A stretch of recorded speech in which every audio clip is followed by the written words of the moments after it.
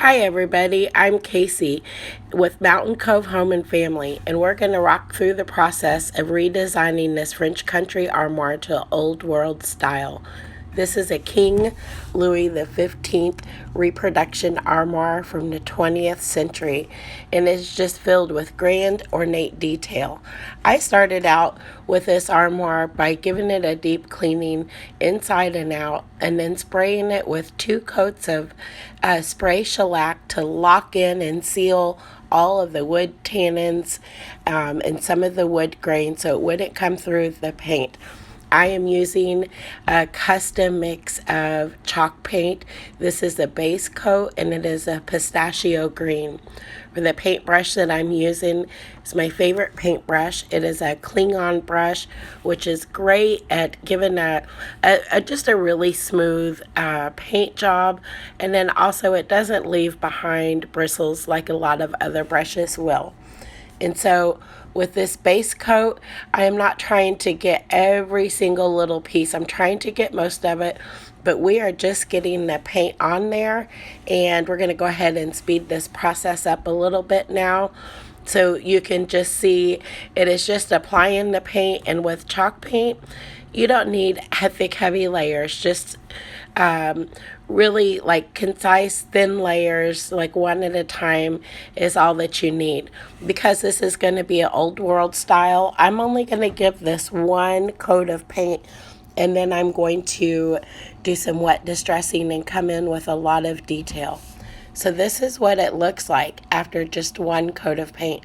And I really liked just the transformation that had taken place with this. So just 1 coat of paint and such a dramatic difference already.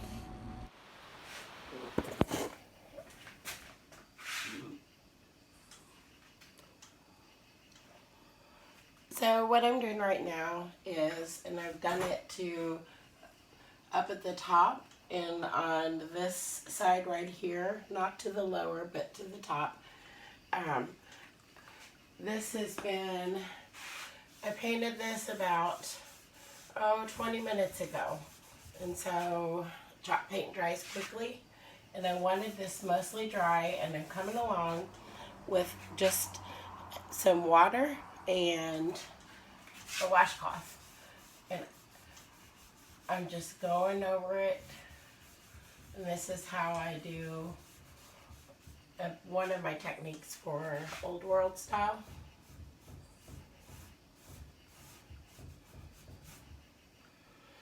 Something like this, I really don't want to scratch the wood. And if you come behind with a wet washcloth, and when I say I don't want to scratch the wood, that means I do not want to use sandpaper on it. This is too pretty of a piece. So other than like a fine 220 grit sandpaper at the end, just to like give it a finishing polish, this is not going to have any sandpaper on it whatsoever for distressing. And I let the paint pretty much, it's like 95% dry. And the reason I let it dry before I'm coming along with the wet distressing is I don't want to take off too much. I mean, you can, it's definitely easier to take off to wet distress when it is not so dry. But this isn't very hard at all. It's just some light rubs. But I don't want to take off too much paint. And so I'm just getting my cloth pretty saturated in the water. And this is going to have more layers of color over it. And this color right here that you see is my base coat. And with each layer that I do, I'm going to wet distress it. So in different areas, there will be some wood showing through.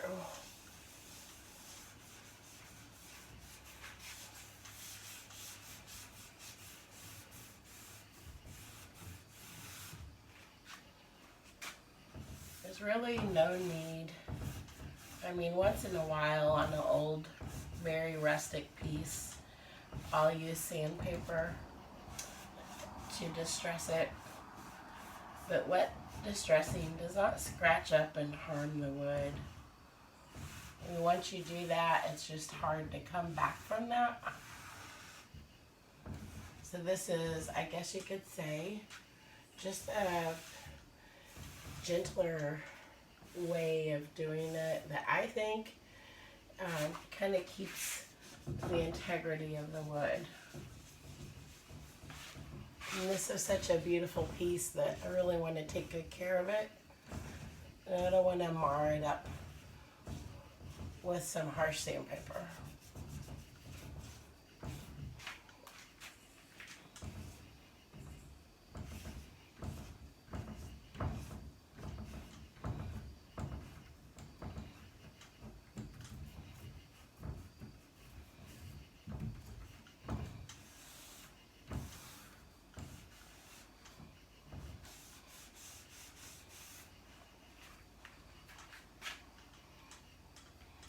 This coat right here, I've used Krylon chalky paint, and the reason I use Krylon is because it's easily accessible. I don't have to, we're in such a rural area here in the Ozarks that a lot of things are not accessible. Some more of the high dollar paints, but I have used this on many items, and it is held up and is done well. And I tint the colors and make them out, you know, to make it what I want. But this is a mixture of, I started with a white base to make this paint. I started with an ivory base, and then I added some neon, almost a neon green. Then I came in with a light blue, and then I came in with some gray and some beige, which the gray and the beige like toned down the neon parts. Not real, it wasn't really neon, but just very kind of pretty bright, you know. And I ended up with this color, which I don't know how you see it, like how the lighting looks to you, but it's almost a pistachio color, I guess is what it looks like the most to me. And after, just this is just the base coat. So all I've done is just cleaned this piece really well in its original shape, like I cleaned it, and then and I just honestly, I just cleaned it with a household cleaner and a cloth. And then I sprayed it 2 times with a spray shellac, letting it dry in between each coat. And these wall panels right here, I'm kind of bouncing around in my conversation. But these wall panels, they're big, and they're like a big flat surface. And so I want a decent amount of distressing here, because I'm going to come over them with a few colors. And most of it I want towards the outer perimeters, the edges.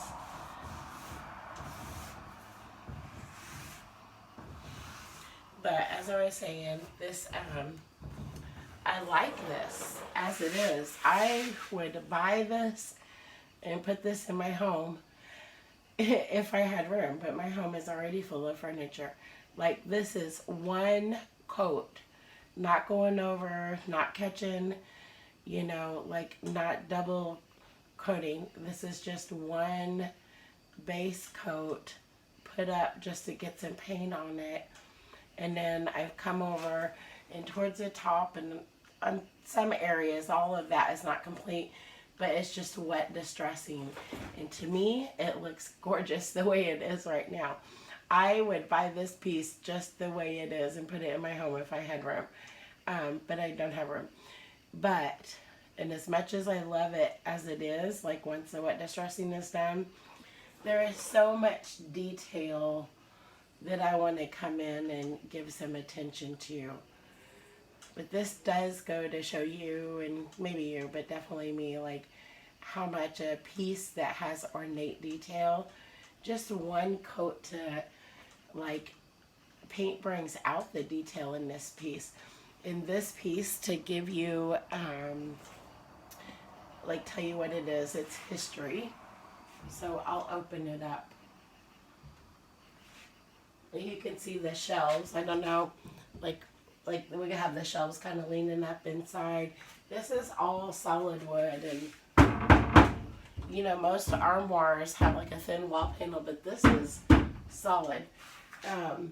So right here, this is a King Louis XV reproduction, and it is 4 feet wide, and I forget how tall, but because it is a reproduction, does not mean it is not a good piece of furniture.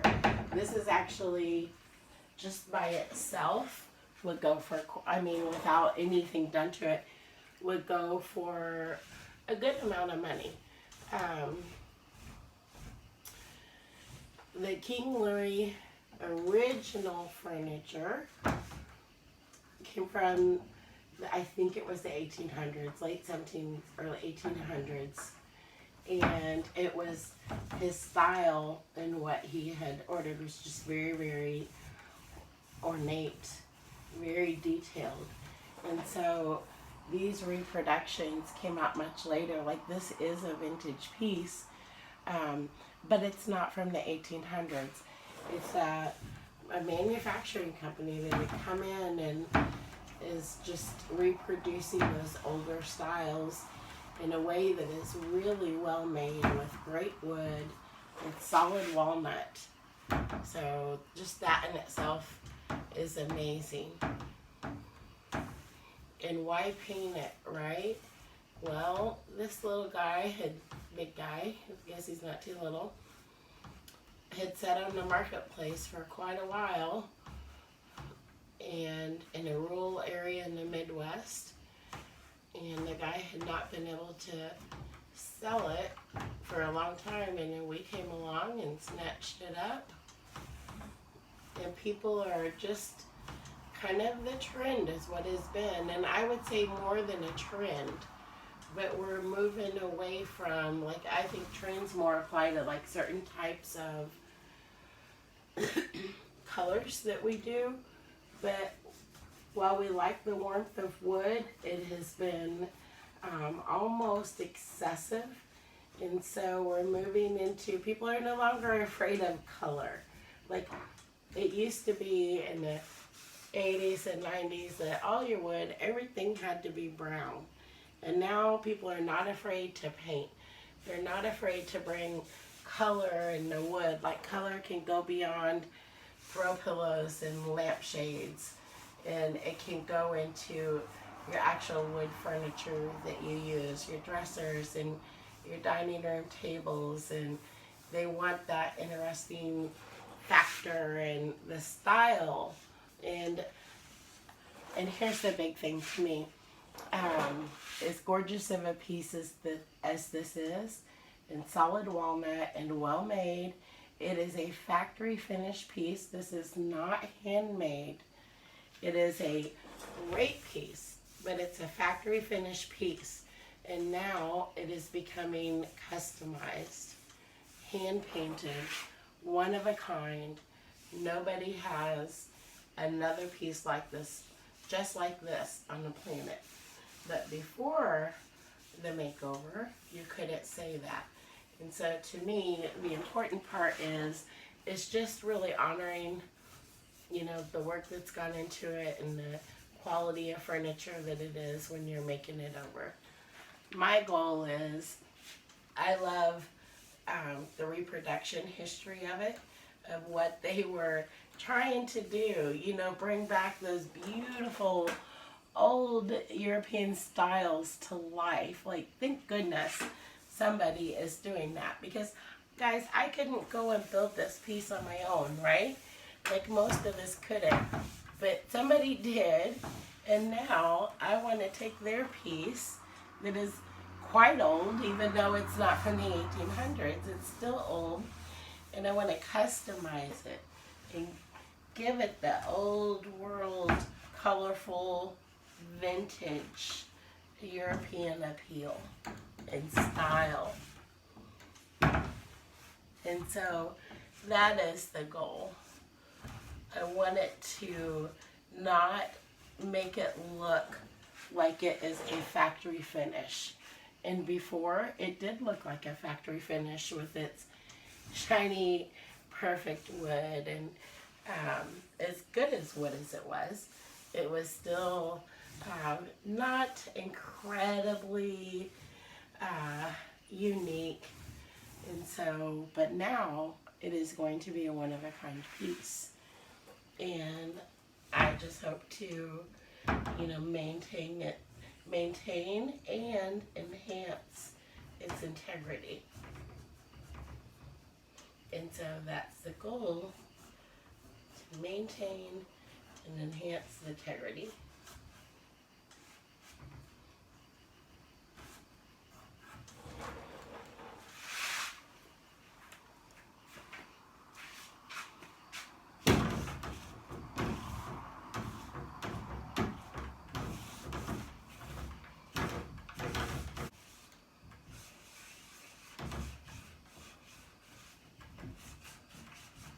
And I am really just working away to remove some of the paint that I've put on. That's it. And I'm using, actually, what I'm using is a cheesecloth. I'm almost done with the front. I want to come into here a little bit. And then right here,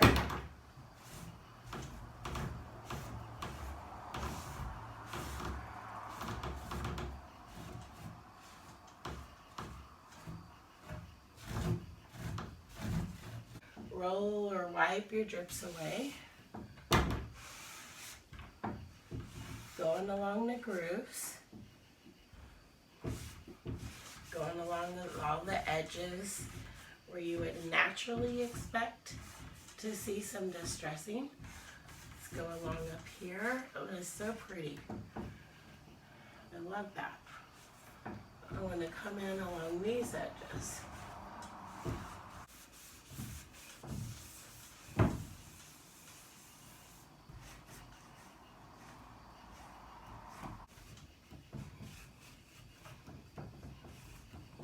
And the reason I'm doing this now is once your paint sets for a long time, it can be hard to come back and to do this. And I want to make sure that as I work and add other colors, I have plenty of wood showing through. With the wet distressing at this point. You guys, this is so pretty. I'm so happy with this piece right now. Like, it literally, I could send it out the door as it is.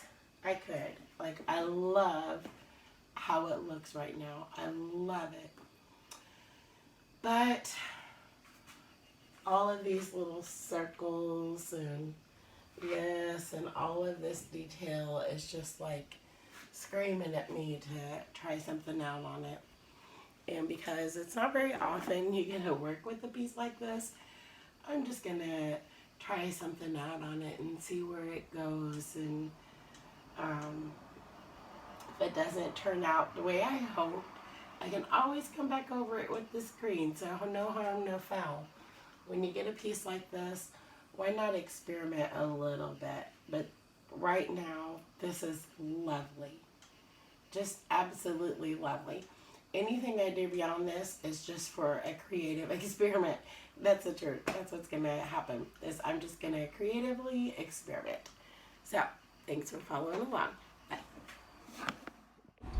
Okay, next comes using the ivory paint. This is a Krylon ivory chalk paint, and we are going over a lot of the ornate detail with the ivory.